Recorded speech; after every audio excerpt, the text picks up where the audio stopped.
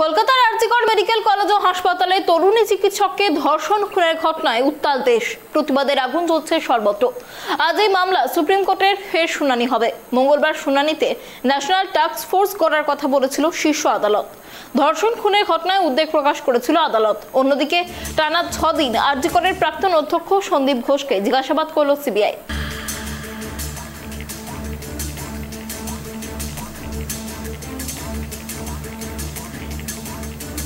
Police এবং CBI শীর্ষ আদালতকে আজ শুনানিতে কি জানিয়েছে দেখাবো। রিপোর্ট জমা দিয়েছে কলকাতা পুলিশ। মামলার স্ট্যাটাস রিপোর্ট জমা দিয়েছে সিবিআই। 9 দিনের তদন্তে এই পর্যন্ত কি তথ্য পাওয়া গিয়েছে তা আদালতকে জানিয়েছে সংস্থাটি। 13 আগস্ট কলকাতা হাইকোর্টে ধর্ষণ খুনের মামলা সিবিআই এর কাছে হস্তান্তর করা হয়েছিল। 20 আগস্ট সেই 14 থেকে 15 আগস্ট রাতে হাসপাতালে যে ভাঙচুর হচ্ছিল তার তদন্ত প্রতিবেদনও জমা দিয়েছে কলকাতা পুলিশ। মামলায় অবহেলার জন্য পশ্চিমবঙ্গ সরকার ও পুলিশকে তিরস্কার করেছিল সুপ্রিম কোর্ট।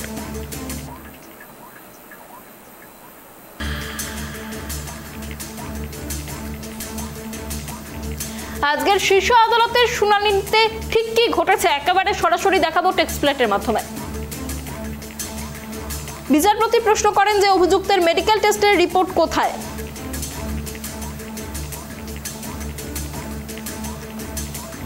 সলিসিটর জেনারেল বলেন যে আমরা এটার সঙ্গে অভিযুক্তের মেডিকেল টেস্টের রিপোর্ট জমা দিইনি। রাজ্যের আইনজীবী কপিল সিব্বল জানান এই গোটা কেস ডায়েরির পার্ট আর সেটা জমা দেওয়া হয়েছে। সলিসিটর জেনারেল যেমনটা জানান যে দাহ করার পর রাত 11:45 প্রথম এফআইআর দায়ের করা হয়। পরিবারকে জানানো হয়েছিল যে এটা আত্মহত্যার ঘটনা। চিকিৎসকদের চাপে পড়ে ময়নাতদন্তের ভিডিওগ্রাফি করানো হয়েছিল। প্রধান বিচারপতি ময়নাতদন্তের রিপোর্ট দেখতে চান। সলিসিটর জেনারেল ময়নাতদন্তের রিপোর্ট জমা দেন। তিনি জানান সেটি পুলিশের কাছ থেকে পেয়েছেন। রাজ্যের আইনজীবী কপিল সিব্বল জানান এই গোটা ঘটনার একটা টাইমলাইন আমাদের কাছে রয়েছে, কটায় কোন ঘটনা ঘটেছে। প্রধান বিচারপতি এটি অত্যন্ত বিস্ময়ের। অস্বাভাবিক মৃত্যুর বিষয়টি প্রকাশ্যে আসে সকাল 10:10। পুলিশ প্রথমে একটা অস্বাভাবিক মৃত্যুর মামলা রুজু করে, কিন্তু প্রশ্ন ময়নাতদন্ত হয়ে যাওয়ার পর পুলিশ কিভাবে অস্বাভাবিক মৃত্যুর মামলা রুজু করলো, এমনটাই প্রশ্ন করেন প্রধান বিচারপতি। রাজ্যের আইনজীবী কপিল সিব্বল জানান আমার কাছে গোটা ঘটনার একটা টাইমলাইন রয়েছে। সলিসিটর জেনারেল তখন তার কাছে টাইমলাইন চান। বিচারপতি পারদিওয়ালা জানান যে রেকর্ড হাতে এসেছে তাতে 9 আগস্ট টালা থানায় ইউডি কেস 861 দায়ের হয়। সেটি দায়ের হয় রাত 11:30টায়। এফআইআর দায়ের হয় রাত 11:45। এটা কি সঠিক তথ্য? আইনজীবী কপিল সিব্বল জানান আমাদের কাছে গোটা টাইমলাইন রয়েছে। ইউডি কেস দায়ের হয় দুপুর 1:45। সলিসিটর জেনারেল জানান এই তথ্য একেবারেই ঠিক নয়। বিচারপতি তখন পুলিশের কোনো আধিকারিক আদালতে উপস্থিত রয়েছেন কিনা তা জানতে চান এবং তার কাছে গোটা ঘটনার ব্যাখ্যা চান।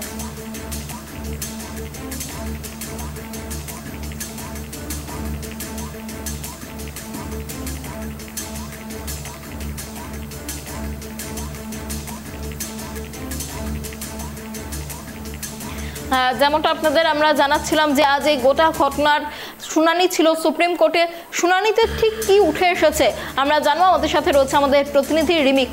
রিমিক, দেখো আজ আরজিকর কাণ্ডের শুনানি ছিল সুপ্রিম কোর্টে, ঠিক কি কি বিষয় উঠে এলো আজকের শুনানিতে?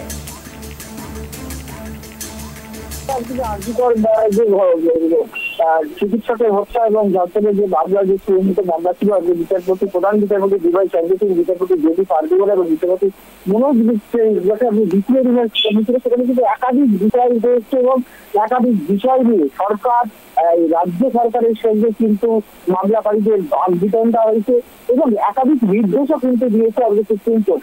এক কথায় বলতে গেলে সুপ্রিম কোর্টে আজকে সারাদিনে যে শুনানি রয়েছে সকাল 10টা থেকে বিকেল 4টে অব্দি শুনানি চলে, তাতে কিন্তু যে মূল বিষয় প্রথম যেটা হচ্ছে যেটা সুপ্রিম কোর্টে আজকে কিন্তু শুনানির প্রথমেই কিন্তু সিবিআই এর পক্ষ থেকে দাবি করা হয়েছিল যে ধৃত সঞ্জয় যে রায় তিনি বলেন যে তার পলিগ্রাফ টেস্টের ক্ষেত্রে কিছু সমস্যা জটিলতা তৈরি হচ্ছে, সেই জন্য তার পলিগ্রাফ টেস্ট করা যাচ্ছে না। পলিগ্রাফ টেস্টে সেই যে বিষয় সে কতটা সত্যি কথা বলছে এবং সেই বিষয়টা টেস্ট করার কথা, কিন্তু সেই নিয়ে জটিলতা তৈরি হয়েছিল। সেই নিয়ে একদম স্পষ্ট নির্দেশ দিয়েছে সুপ্রিম কোর্ট। এটা বলা হয়েছে যে পলিগ্রাফ টেস্ট করার জন্য একদম ডেডলাইন বেঁধে দিয়েছে, যে শিয়ালদার যে এসিডিএম আদালত রয়েছে তাকে শুক্রবার বিকেল 5টার মধ্যে গোটা বিষয়টা বিবেচনা করতে হবে। এবং এই নির্দেশ কিন্তু দিয়েছে যেটা আরজিকর কাণ্ডে গ্রেপ্তার হওয়া অভিযুক্তের পলিগ্রাফ পরীক্ষা নিয়ে যে অনিশ্চয়তা তৈরি ছিল সেটা কাটাবার জন্য একদম পরিষ্কার নির্দেশ সুপ্রিম কোর্টে যে শিয়ালদা এসিডিএম আদালত রয়েছে সেই আদালতকে শুক্রবার বিকেল 5টার মধ্যে চূড়ান্ত ডিসিশন নিয়ে বিষয়টা বিবেচনা করতে হবে, যাতে অবিলম্বে সিবিআই এই ধৃত সঞ্জয় রায় পলিগ্রাফ টেস্ট করতে পারে। এছাড়াও যেটা হয়েছে আরো জোড়া দুটো নির্দেশ দিয়েছে। কি নির্দেশ দিয়েছে সুপ্রিম কোর্ট? বলেছে সুপ্রিম কোর্ট আবারও কিন্তু সিবিআই কে কিন্তু নির্দেশ দিয়েছে মুখ বন্ধ খামে তদন্তের অগ্রগতি সংক্রান্ত স্ট্যাটাস রিপোর্ট আবারও জমা দিতে হবে আগামী শুনানির মধ্যে, এবং চিকিৎসকদের নিরাপত্তার জন্য সমস্ত রকম পদক্ষেপ সুনিশ্চিত করতে হবে রাজ্য সরকারকে, রাজ্য প্রশাসনকে। এই দুটো নির্দেশ দিয়েছে। এছাড়াও আর্সিবিতে বেশ কিছু বিষয় নিয়ে কিন্তু আজকে সুপ্রিম কোর্টের শুনানিতে একাধিক বিষয় উঠে এসছে এবং একাধিক বিষয় নিয়ে একাধিক পদক্ষেপের কথা সুপ্রিম কোর্ট বলেছে। সেটা হচ্ছে প্রধান যেটা হয়েছে যে চিকিৎসক যারা আন্দোলন করছেন সেই আন্দোলনকারী চিকিৎসকদের বিরুদ্ধে কোনো রকম কড়া পদক্ষেপ নেওয়া যাবে না। একদম প্রধান বিচারপতি দিয়ে সর্বোচ্চ পরিষ্কার নির্দেশ দিয়েছেন। কারণ আজকে এদিনের আগামীতে শুনানিতে কিন্তু চিকিৎসকদের যিনি আইনজীবী ছিলেন সুপ্রিম কোর্টে তিনি বলেন যে অনেক চিকিৎসকের বিরুদ্ধে পদক্ষেপ করা হচ্ছে। প্রধান বিষয় এবং তাদেরকে হুমকি দেওয়া হচ্ছে, মেডিকেল স্টাফেরা রীতিমত আশঙ্কা বা আতঙ্কের মধ্যে রয়েছে।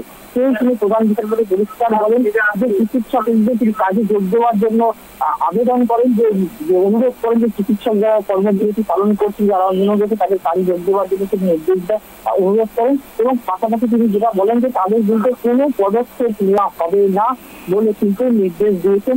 এবং পাশাপাশি রাজ্যকে সাধারণ মানুষের নিরাপত্তা সুনিশ্চিত করতে নির্দেশ দেওয়া হয়েছে।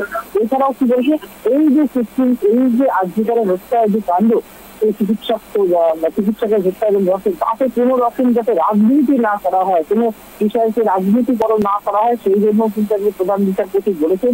তিনি পরিষ্কার আদালতে উদ্বেগ প্রকাশ করে রাজ্যের দিকে আঙুল তুলেছেন কেন্দ্রীয় সলিসিটর জেনারেল তুষার মেহতা। তিনি বলেন যে পশ্চিমবঙ্গে একদম নাম করে বলেন যে পশ্চিমবঙ্গের একজন মন্ত্রী বলেছেন যে তাদের নেতাদের বিরুদ্ধে এই নিয়ে কোনো কথা বললে আঙুল কেটে দেওয়া হবে। অর্থাৎ কিছুদিন আগে সবাই জানে যে বিনাটার উদাহরণ দিয়ে ধরনের একটি মন্তব্য করেছিল এবং তারপরেই কিন্তু সেই কথা যে কেন্দ্রীয় সলিসিটর জেনারেল আদালতকে জানান এবং তার উত্তরে রাজ্যের যিনি আইনজীবী ছিলেন কপিল সিব্বল তিনি বলেন যে শুভেন্দু অধিকারীর বিরুদ্ধে তিনি পাল্টা অভিযোগ আনেন। তিনি বলেন শুভেন্দু অধিকারী বলেছে গুলি চালিয়ে দেবে। এই নিয়ে কিন্তু শুনানির চলাকালীন দুই পক্ষের মধ্যে তুমুল বাকবিতণ্ডা শুরু হয়ে যায় এবং তারপরে বিচারপতি চন্দ্রচূড় দুই পক্ষকে বাকযুদ্ধ থামাতে বলেন এবং তারপরে তিনি বলেন গোটা বিষয়টা নিয়ে আপনারা রাজনীতি করবেন না, চিকিৎসকদের নিরাপত্তা নিয়ে আমরা চিন্তিত, সেই জবাবটা আপনারা সুনিশ্চিত করুন। পাশাপাশি যেটা আরো সুপ্রিম কোর্ট একটা নির্দেশ দিয়েছে যে শান্তিপূর্ণ প্রতিবাদে কোনো রকম বাধা দেওয়া যাবে না। যেটা আগের দিনের শুনানিতে আন্দোলনকারী চিকিৎসকদের পক্ষ থেকে বলা হয়েছিল যে তাদেরকে এই আন্দোলনকে দমন করার জন্য একাধিকভাবে চাপ দেওয়া হচ্ছে, হুমকি দেওয়া হচ্ছে। এবং আজকে রাজ্যের তরফে বৃহস্পতিবার শীর্ষ আদালতে জানানো হয় যে অ্যাসিড বোমা ব্যবহার করার কথা বলেছেন শুভেন্দু অধিকারীর বিরুদ্ধে কপিল সিব্বল অভিযোগ করেন। তখনই বিচারপতি বলেন যে আইন নিজের পথে চলবে, আমরা বলে দিয়েছি, সুপ্রিম কোর্ট পরিষ্কার নির্দেশ দিয়ে দিয়েছে শান্তিপূর্ণ প্রতিবাদে কোনো রকম ভাবে বাধা দেওয়া যাবে না। এবং সব পক্ষের উদ্দেশ্যে কিন্তু আজকে প্রধান বিচারপতি বলেন আপনারা যদি এইসব পাবলিসিটি ইন্টারেস্টের জন্য লিটিগেশন ফাইল বন্ধ করেন তাহলে মিডিয়া ট্রায়ালও বন্ধ হবে। অর্থাৎ সংবাদ মাধ্যমের দিকে দেখা রাজ্যের সিটি থেকে শুরু করে একাধিক জায়গায় কিন্তু একাধিকবার সংবাদ মাধ্যমের বিরুদ্ধে কিন্তু অভিযোগ উঠেছে। সেইখানে কিন্তু বিচারপতি প্রধান বিচারপতি পরিষ্কার করেছিল এই সুপ্রিম কোর্ট নিয়ে কথায় কথায় সিআইএল করা অর্থাৎ জনস্বার্থ মামলা দায়ের করা সেইটা করতে কিন্তু একজন বারণ করেছেন সব পক্ষকে এবং তিনি পরিষ্কার বলেছেন যে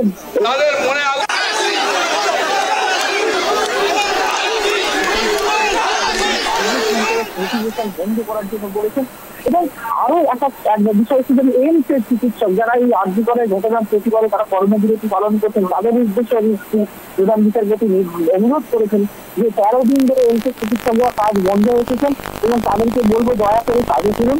আপনাদের বিরুদ্ধে তাদের বিরুদ্ধে এই কাজ বন্ধ রাখার জন্য কোনো রকম পদক্ষেপ নেওয়া হবে না, সেটাও নিশ্চিত করবে আদালত বলে তিনি আশ্বস্ত করেছেন। পাশাপাশি যেটা আগের দিনকে গোটা দেশের যে সমস্ত রাজ্যে যে সরকারি চালিত যে হসপিটালগুলো রয়েছে সেই হসপিটালগুলো চিকিৎসক, নার্স, স্বাস্থ্যকর্মী, রোগী, পরিবারদের তাদের প্রত্যেকের নিরাপত্তা সুনিশ্চিত করতে কিছু পদক্ষেপ নেওয়া হবে তার জন্য যেটা হাসপাতালের ন্যাশনাল টাস্কফোর্স চালানোর দায়িত্ব দিয়েছিলেন কিন্তু আজকে অতিরিক্ত হাতে দায়িত্ব অতিরিক্ত দায়িত্ব নিয়ে এখানে পরিষ্কার বলা হয়েছে, মানে পরিষ্কার বলা হয়েছে বিভিন্ন হাসপাতালের পরামর্শ করে এখন জানতে হবে এখন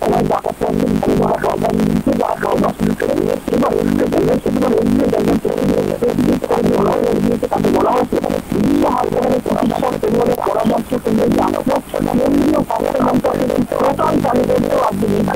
সেখানে পরামর্শ জানানো যাবে। অর্থাৎ গোটা দেশের যে সরকারি হাসপাতালগুলো রয়েছে সেই হাসপাতালগুলোতে কিভাবে তাদের প্রত্যেকে নিরাপত্তা সুনিশ্চিত করা যায়, প্রত্যেকে সুরক্ষিতভাবে রাখা যায় এবং কিছু নির্দিষ্ট মেজার্স নেওয়া যায় তার জন্য যেমন চিকিৎসক, ছাত্র, পড়ুয়ারা তারা পরামর্শ দেবেন কাজ করতে। পাশাপাশি কেন্দ্রীয় স্বাস্থ্য মন্ত্রককে এই পরামর্শ দেওয়ার জন্য একটি পোর্টাল চালু করার নির্দেশ দিয়েছে প্রধান বিচারপতি বেঞ্চ এবং স্বাস্থ্য পরিষেবা যুক্ত প্রত্যেকে নিরাপত্তার ক্ষেত্রে এই টাস্কফোর্স গঠন টাস্কফোর্স কাজ করবে এবং সেই কথাও বলা হয়েছে এবং আগামী 5 সেপ্টেম্বর কিন্তু এই মামলার শুনানি হবে। এবং আজকে দেখো বিশেষভাবে বললাম যে একাধিক কিন্তু দাবির কথা বলা হয়েছে এবং পাশাপাশি যে তদন্ত চলেছে সেই তদন্ত নিয়েও কিন্তু একাধিক প্রশ্ন কিন্তু আজকে সকাল থেকে উঠেছে। দেখো আজকেও কিন্তু প্রশ্ন করেছেন প্রধান বিচারপতি যে কেন নির্যাতিতাকে 36 ঘন্টা ডিউটি করতে হয়েছিল, অর্থাৎ যেদিন নির্যাতিতা খুন হন ওই তরুণী চিকিৎসক তাকে কেন 36 ঘন্টা ধরে তারা ডিউটি করা হচ্ছিল, মৃতদের মেডিকেল টেস্ট করা হয়েছিল না সেটা জানতাম। এবং তিনি পরিষ্কার জানান যে যারা আন্দোলনকারী চিকিৎসক রয়েছেন তাদের বিরুদ্ধে কড়া পদক্ষেপ নেওয়া হবে না, প্রথমেই কিন্তু আশ্বস্ত করেছিলেন। এবং সেই সঙ্গে যে সিবিআই পলিগ্রাফ টেস্ট করতে পারছে না সেটা নিয়েও আজকে সমস্যার কথা বলেছেন যে শুক্রবার বিকেল 5টার মধ্যে এসিজিএম আদালত এসে বিবেচনা করতে হবে। এবং যখন আজকে সুপ্রিম কোর্টের আন্দোলনকারী চিকিৎসকদের আইনজীবী বলেন তাদেরকে এই আন্দোলন তুলে নেওয়ার জন্য হুমকি দেওয়া হচ্ছে, ভয় দেখানো হচ্ছে, তখন কিন্তু কেন্দ্রীয় সলিসিটর জেনারেল জানতে চান যে তারা হুমকি দিচ্ছে তারা সিবিআই সেই ব্যাপারে পদক্ষেপ নেওয়া হবে। এবং আজকে যদি সন্দিগ্ধ যে প্রাক্তন অধ্যক্ষ তার বিরুদ্ধে সরাসরি অভিযোগ হয়েছে সুপ্রিম কোর্টে পরিষ্কার বলা হয়েছে যে গোটা হাসপাতালে সিসিটিভি ক্যামেরা লাগানো হয়েছিল, 14 কোটি টাকা বরাদ্দ হয়েছিল কিন্তু একটা সিসিটিভিও লাগানো হয়নি, সেই 14 কোটি টাকা আত্মসাৎ করেছেন।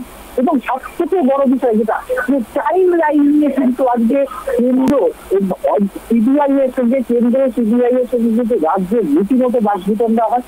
একাধিক টাইম লাইন নিয়ে মত পার্থক্য দেখা যায় যে কখন ঘটনা ঘটেছিল, কখন প্রথম পুলিশ এসেছিল, কখন নির্যাতিতার বাবাকে প্রথম ফোনটা করে বলা হয়েছিল আপনার নিয়ে অসুস্থ আছেন, তারপরে কখন বলা হয় যে আত্মহত্যা করেছে, কখন পুলিশ আসে, কখন পোস্টমর্টম হয়, কখন এফআইআর হয়েছে, কখন জায়গা ফিল করা হয়েছে, সমস্ত বিষয় নিয়ে কিন্তু আজকে টাইম লাইন নিয়ে অভিযোগ ওঠে। এবং সেখানে রাজ্য বলে তাই তাদের কাছে সমস্ত টাইম লাইন রয়েছে, কেন্দ্রের সিবিআই এর পক্ষে জানানো হয় যে তাদের কাছে টাইম লাইন রয়েছে।